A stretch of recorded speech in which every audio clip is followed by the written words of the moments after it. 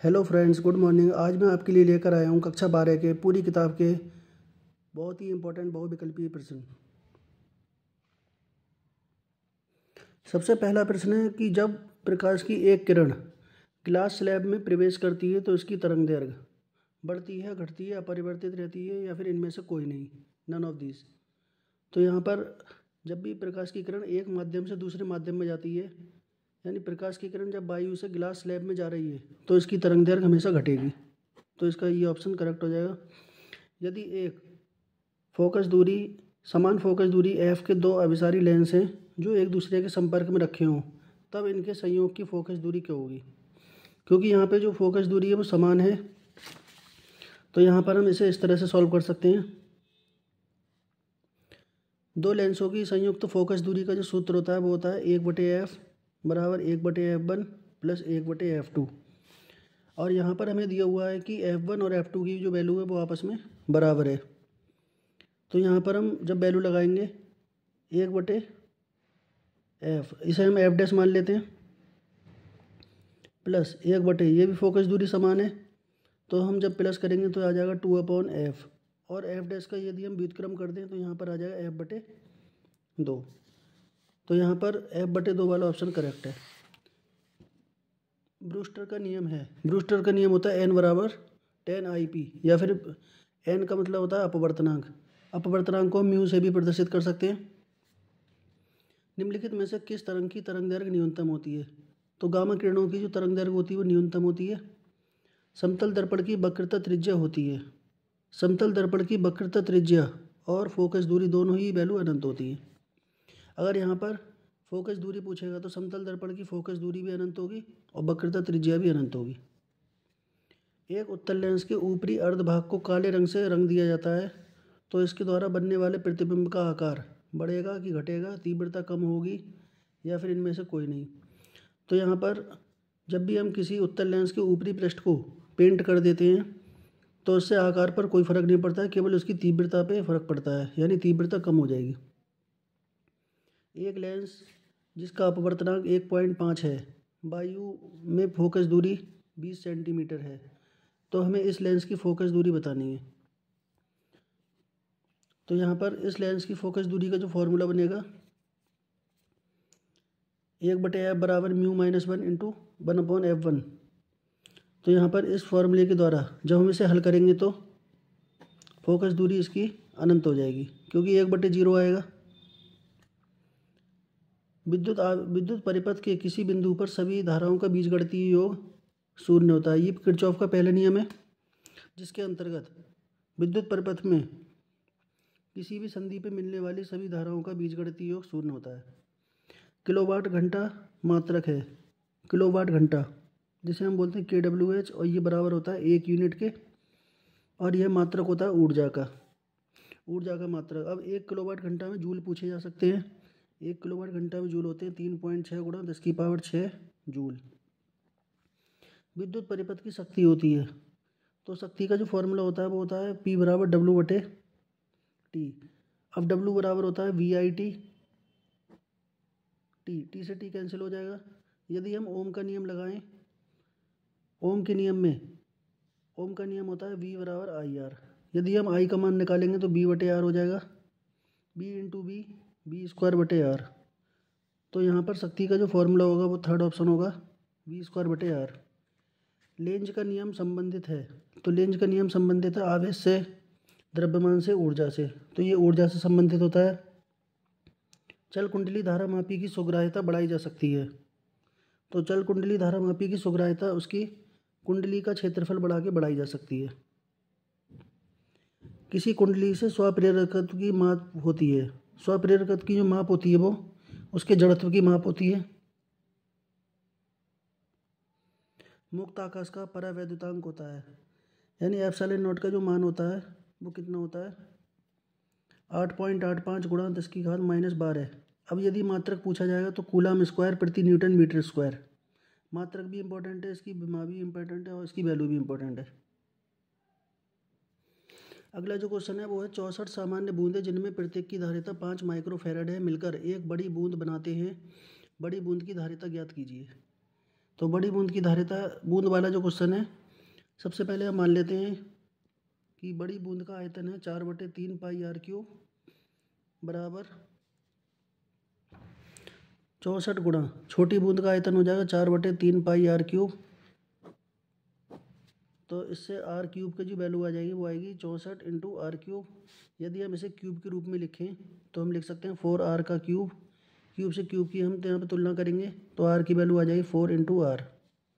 अब हमें यहाँ पर बड़ी बूंद की धारिता निकालनी है। तो धारिता का जो फॉर्मूला होता है C बराबर 4 pi epsilon not into R. C बराबर 4 पाई एप्सिलॉन नॉट की वैल्यू लगाएंगे 1/9 गुणा 10⁹ इंटू आर।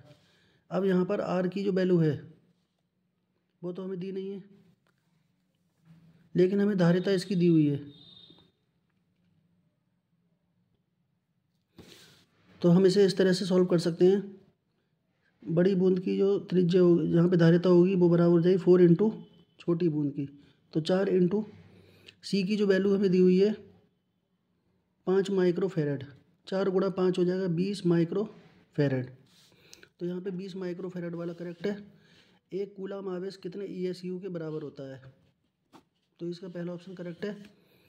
यदि शीशे की एक पट्टी को वायु संधारित्र की प्लेटों के बीच खिसकाया जाए तो इसकी धारिता बढ़ जाएगी। 3 संधारित्र जिनमें प्रत्येक की धारिता C है श्रेणी क्रम में जुड़े हैं, इनकी तुल्य धारिता क्या होगी? तो यहाँ पर संधारित्रों का श्रेणी क्रम का जो फॉर्मूला होता है वो होता है 1/C बराबर 1/C1 plus 1/C2 plus 1/C3। ये संधारित्रों का श्रेणी क्रम का फॉर्मूला है और यहाँ पर प्रत्येक की धारिता हमें दी है C। तो यहाँ पे C, सभी की वैल्यू हम C लगाएंगे। तो यहाँ 1/C plus 1/C plus 1/C। तो 1/C डैश का जो मान आ जाएगा 3/C आ जाएगा और C डैश का मान निकालेंगे तो आ जाएगा C/3। तो यहाँ पर तुल्य धारिता होगी C/3। चुंबकशीलता की विमा है, चुंबकशीलता की विमा होती है MLT-2 A-2। लोहे का जो परमाणु होता है वो लौह चुंबकीय होता है। ऐसा ही पद्धति में चुंबकशीलता का जो मात्रक है वो होता है हेनरी प्रति मीटर। आयाम मॉडलन सूचकांक का जो मान होता है वो 0 से 1 के बीच में होता है। NPN ट्रांजिस्टर की धारा क्रिया में उत्सर्जक धारा IE, आधार धारा IB और IC संग्राहक धारा में क्या संबंध है? तो ये संबंध होता है IE बराबर IB प्लस IC। ताप बढ़ाने के साथ अर्धचालक का प्रतिरोध भी घट जाता है। हाइड्रोजन बम आधारित है नाभिकीय विखंडन पर, संलयन पर, विखंडन और संलयन दोनों पर और रेडियो एक्टिवता पर। तो इसका ऑप्शन C करेक्ट है, दोनों पर आधारित होता है। सबसे अधिक आवृत्ति होती है गामा किरण की, नीले प्रकाश की, अवरक्त किरणों की, परावैंगनिक किरणों की। तो यहाँ पर गामा किरणों की जो आवृत्ति होती है वो सबसे अधिक होती है। डायोड का प्रयोग हम करते हैं प्रवर्धक की भांति, दोलित्र की भांति, दिष्टकारी की भांति, मॉड्यूलेटर की भांति। तो यहाँ पर हम दिष्टकारी के रूप में डायोड का प्रयोग करते हैं। लैम्डा तरंगदैर्घ्य वाले फोटोन की ऊर्जा होती है। तो यहाँ पर E बराबर होता है hc/λ। ऊर्जा का सूत्र है, अगर हमें फोटोन निकालना है तो फोटोन का संवेग निकालना है तो P बराबर होगा mv और V बराबर होता है λ/c। तो जब हम इसे हल करेंगे तो आ जाएगा संवेग के लिए P बराबर m इंटू V। यहाँ पे हम जब इसे हल करते हैं, संवेग पूछा है तो P बराबर m और V बराबर होता है c/λ। तो P बराबर यहाँ पे जो संवेग की वैल्यू आएगी h/λ हो जाएगी। तो P बराबर h/λ। प्रकाशीय संचरण में प्रकाश स्रोत के रूप में प्रयुक्त होता है Zener diode, laser diode, photo diode या फोटोवोल्टीय सेल। तो फोटो डायोड प्रयोग होता है। समान स्थिति में 2 इलेक्ट्रॉन और 2 प्रोटॉनों के बीच लगने वाला बल का अनुपात होता है 1। इसका अनुपात 1 हो जाएगा। अगला क्वेश्चन है, समान धारिता के n संधारित्रों को पहले समांतर क्रम में जोड़ा जाता है, फिर श्रेणी क्रम में जोड़ा जाता है। दोनों अवस्थाओं में तुल्य धारिताओं का अनुपात क्या होगा? तो यदि हम समांतर क्रम में जोड़ेंगे, पहले समांतर क्रम में जोड़ा जा रहा है तो C1 plus C2 plus dot dot n पदों तक, यानी समान संधारित्र है तो C plus dot dot n पदों तक। यदि हम C को n बार जोड़ेंगे तो इसका आंसर आ जाएगा NC। इसी प्रकार समांतर क्रम में जब हम जोड़ेंगे 1/C plus 1/C plus dot dot n पदों तक, तो यहाँ पर आ जाएगा, एक को यदि हम n बार जोड़ते हैं तो आता है n/C। अब हमें इनका अनुपात निकालना है, C डैश का अनुपात निकालना है। ये समांतर क्रम का सूत्र है, ये श्रेणी क्रम का है। तो यहाँ पे लिखेंगे NC और यहाँ से जो हम वैल्यू निकालना है तो ये हो जाएगा C/n। n की n से मल्टीप्लाई करेंगे n² C/C, C से C कैंसिल एक बार, तो इसका जो अनुपात आएगा n² और 1 का अनुपात आएगा। तो इसका सेकंड ऑप्शन करेक्ट है। चुंबकीय आघूर्ण m की दिशा होती है। चुंबकीय आघूर्ण जो m की दिशा होती है वो दक्षिणी ध्रुव से उत्तरी ध्रुव की ओर होती है। कुंडली का विद्युत वाहक बल निर्भर नहीं करता है, प्रतिरोध पर निर्भर नहीं करता है। एक आवेशित चालक का क्षेत्र आवेश घनत्व सिग्मा है। इसके पास वैद्युत क्षेत्र का मान होता है σ/2ε0। इनमें कौन विद्युत क्षेत्र की तीव्रता का मात्रक है? तो विद्युत क्षेत्र की तीव्रता का मात्रक होता है न्यूटन प्रति कूलाम। इसका सूत्र होता है E=F/Q0। F का मात्रक होता है न्यूटन और Q का मात्रक होता है कूलाम। किसी पदार्थ का परावैद्युत नियतांक हमेशा होता है 1 से अधिक होता है।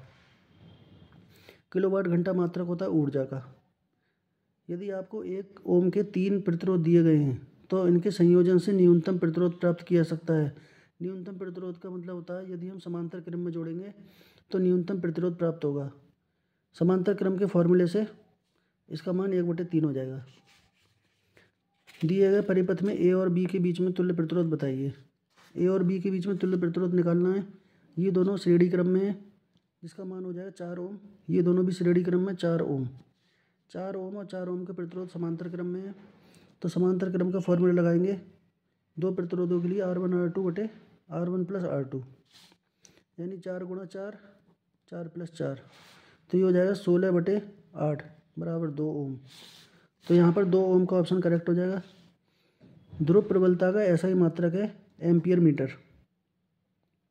एक वृत्तीय धारावाही लूप का चुंबकीय द्विध्रुव आघूर्ण m है। यदि इसकी त्रिज्या आधी कर दी जाए तो इसका चुंबकीय आघूर्ण 1/4 हो जाएगा। तांबा है प्रतिचुंबकीय पदार्थ, लौह चुंबकीय, अनुचुंबकीय या इनमें से कोई नहीं, तो प्रतिचुंबकीय पदार्थ होता है तांबा। डायनामो के कार्य का सिद्धांत किस पर आधारित है? प्रेरित विद्युत पर आधारित है। विद्युत चुंबकीय प्रेरण से संबंधित नियम को हम कहते हैं न्यूटन का नियम, ओम का नियम, फैराडे का नियम या एम्पियर का नियम। तो इसका ऑप्शन है फैराडे का नियम। एक प्रत्यावर्ती विद्युत धारा का समीकरण दिया हुआ है, हमें इसकी आवृत्ति बतानी है। तो इस समीकरण की हम तुलना कर लेते हैं। I=I0 sin ω/t। तो यहाँ पर ओमेगा की जो वैल्यू है तुलना करने के बाद आएगी 100 पाई और ओमेगा बराबर होता है 2n पाई बराबर 100 पाई। यदि हम इससे n का मान निकालेंगे तो 100 पाई/2 पाई, इससे n का मान आ जाएगा 50। तो यहाँ पर जो आवृत्ति का मान है वो हो जाएगा 50।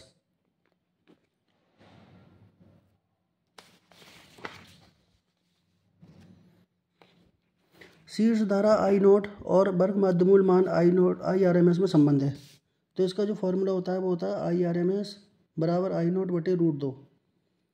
यहाँ पर ये वर्ग माध्यमूल धारा है और ये धारा का शिखर मान है। यदि हम I0 की वैल्यू निकालेंगे तो √2 IRMS हो जाएगा। तो इसका ए ऑप्शन करेक्ट है। एक प्रत्यावर्ती धारा का समीकरण है I = 60 sin 100 πt। इसके वर्ग माध्यमूल मान का मान होगा, यानी हमें IRMS बताना है। IRMS बराबर होता है I0/√2। यदि हम इस समीकरण की तुलना कर दें तो I0 की वैल्यू हो जाएगी 60/√2।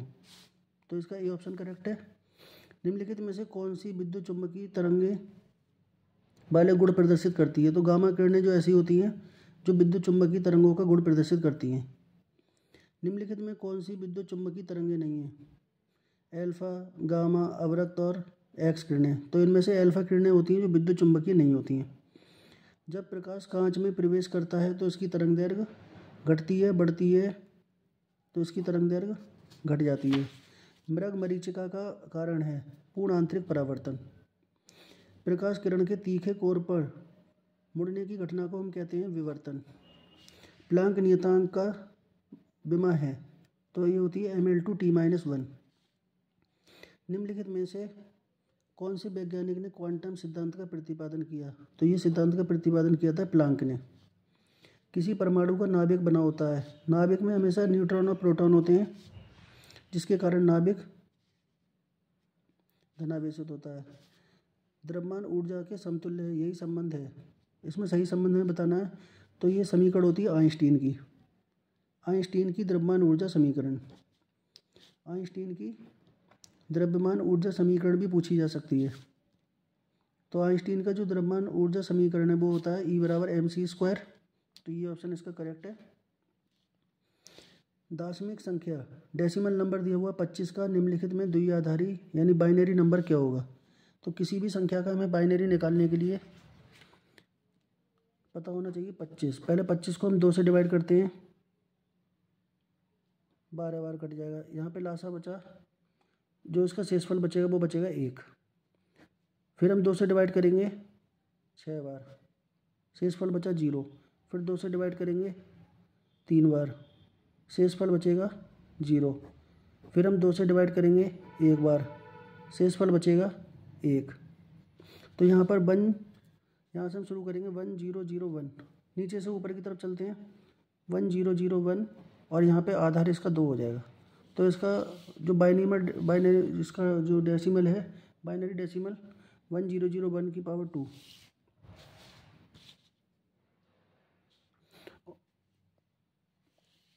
और यहाँ पे जो शेषफल था 1 बचा था, वो भी हम यहाँ लिख देते हैं।